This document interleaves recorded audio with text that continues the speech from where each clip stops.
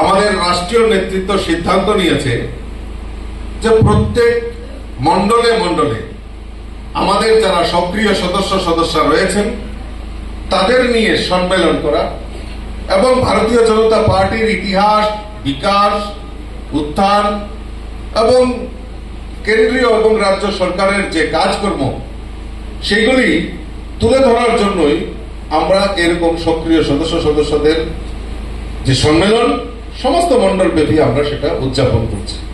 তারই অঙ্গ হিসেবে আজকে আমরা চরিলামে সমবেত হয়েছি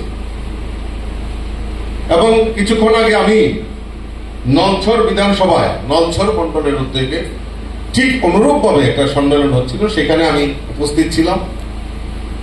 কিন্তু আপনাদের এখানে ঠিক 3টায় আসার কথা ছিল, কিন্তু সমস্ত পুরনো কার্যকর্তাদের দীর্ঘদিন বাদে দেখা হয়েছে, তাদের সঙ্গে আলাপচারিতায় অনেকটা দেরি হয়ে গেছে।